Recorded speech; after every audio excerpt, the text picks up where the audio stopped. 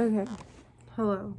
So today I decided to film a video about my favorite band at the moment. Hold on.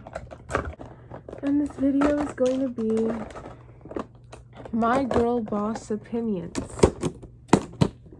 of the Smiths album called The Smiths. So, just like a little background, I legitimately don't know I forgot if this is their first album or their second album.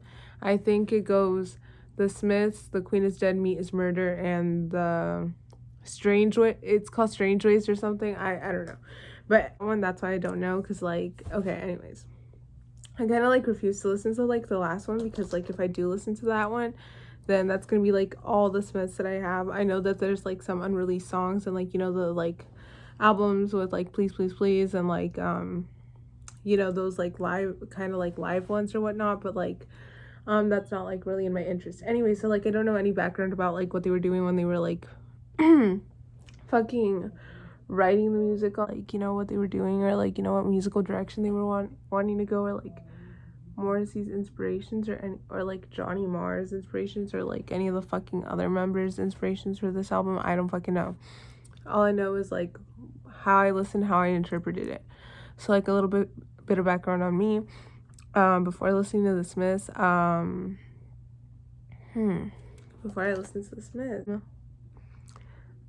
was really into the Beatles. I listened to the Beatles a lot prior to and I had listened to a little bit of The Cure, I think, before I listened to the Smiths. So that's what I the albums that I had listened to by The Cure at the time were I think I had just listened to The Top and Kiss Me Kiss Me Kiss Me. So that was my back.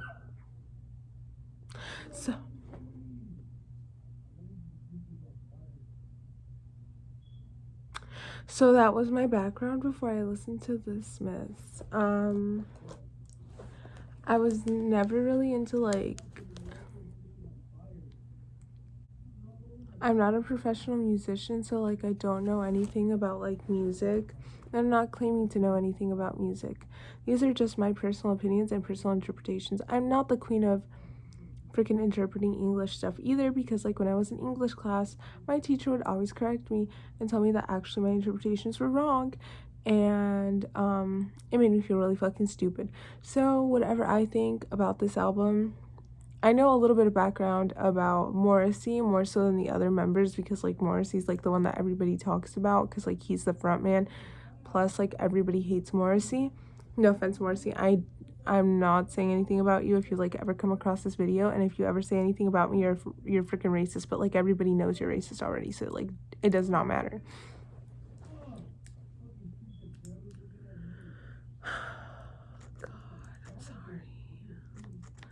God, so anyway, my brother keeps talking. So anyways,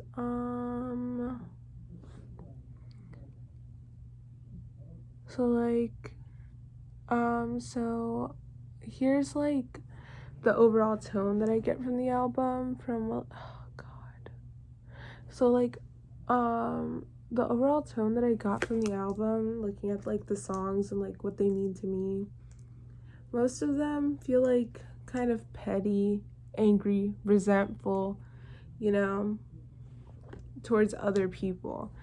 And I honestly, they give me I don't know how to put it, but edgelord vibes, you're oh, I'm not like the other kids, I'm different, I'm so unique, I have a really unique perspective on life, and everybody else doesn't.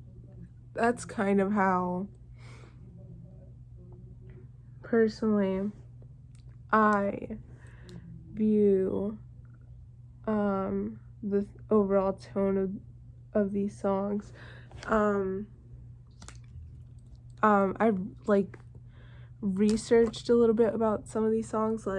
For example, I think this album is incredibly solid, and it's brilliant. I enjoy listening to it all of the time. I started listening to the Smiths in November of 2020, and it's now today's May 1st of 2021, and although it's been like 6 months, I still don't really get tired of these songs. I think that I find new ways to apply them to my life still. So yeah, they're really enjoyable. What I really love I can point out is, okay, so one of my favorite songs from the album is called You've Got Everything Now. And I love it because the song is like incredibly passive aggressive, and to me this is how I interpret it.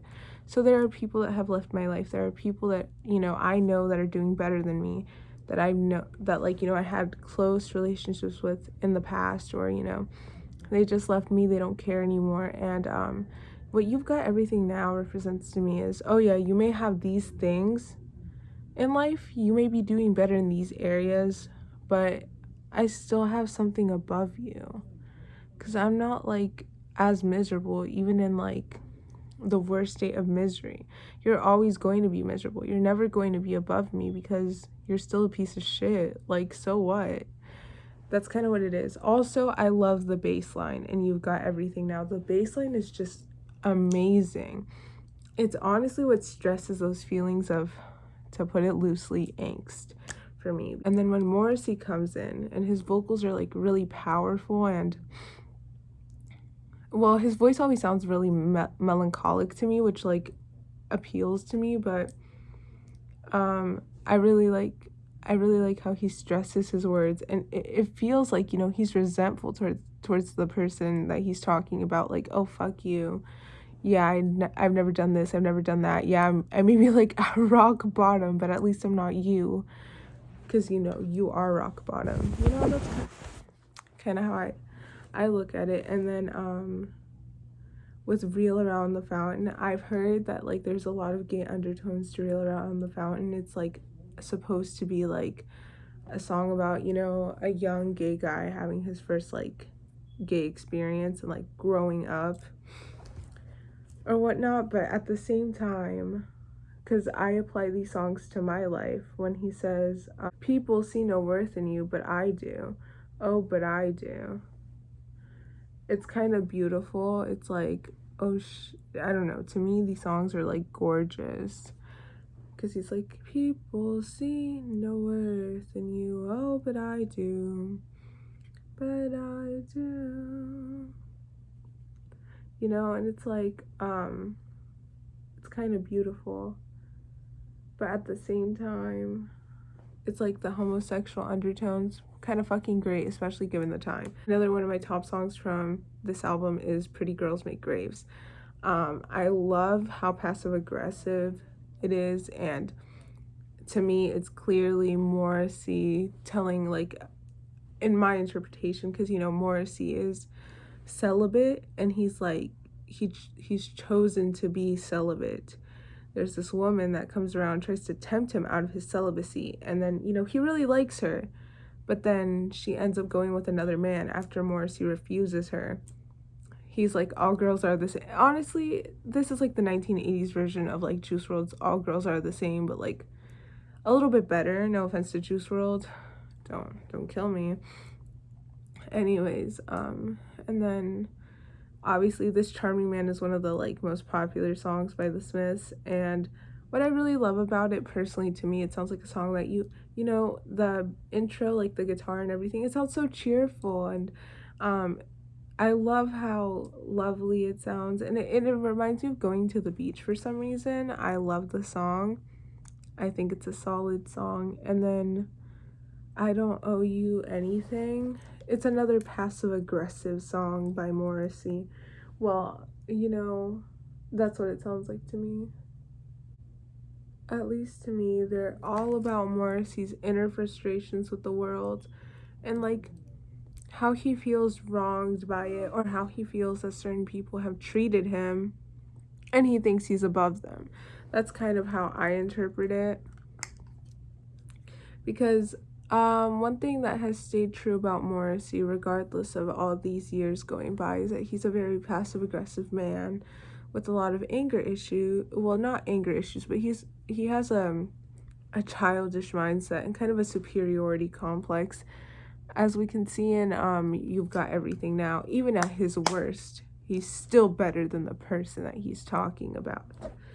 And then see, now this song I think is like incredibly interesting, Suffer Little Children.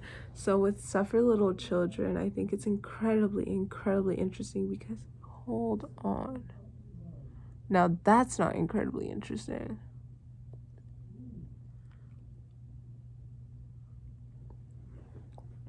So with Suffer Little Children, if you don't already know what it's about, I'll explain. So essentially there's this murder case that happened in freaking Manchester called the Moors Murders. So essentially this, like, just to keep it brief and not to make this a true crime video or anything, this couple, I forgot their names or whatnot, but like this couple would lure children into their van, kidnap them, take them to these like this like wooded area.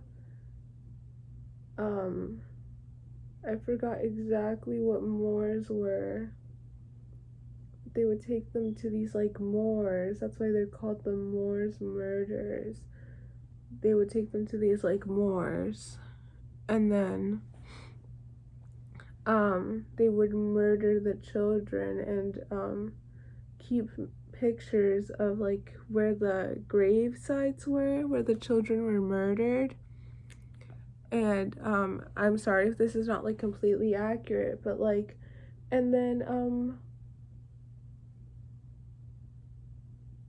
again, it's been a long time since I researched about these murders.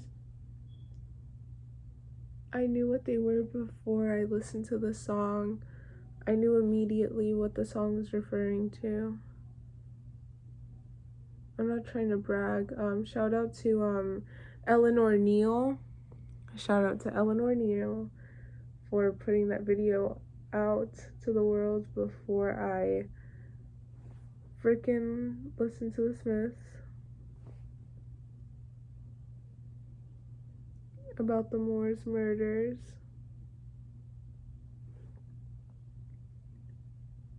But anyways, it's an incredibly interesting song about the murders. It's incredibly controversial because not a lot of people think that the song is respectful to the murders that occurred, the Moors murders that occurred. They murdered children, and I think they murdered a teenage girl as well. The couple that killed the children and everything, I think that they killed not only, they killed children. So the song is about you know, some of the children. Morrissey even says the names of some of the victims. The Smiths relieved a lot of backlash for it. Some of the parents are offended, but actually what I read from Wikipedia is that Morrissey's actually like friends now with a family, like some of the a family member or like a victim's family now because of the song. The inspiration was Morrissey read a book about the Moors murders, and then he decided to write it. In terms of all the Smiths albums that I have listened to, this one, I would rate it a 8 out of 10. I would rate this album an 8 out of 10. It's incredibly good, especially if it's like the first one, because I kind of forgot if it's The Queen is Dead or if it's the Smiths. But for their first album, I'm going to say it's their first album because I fucking forgot. For their first album, it's so fucking good.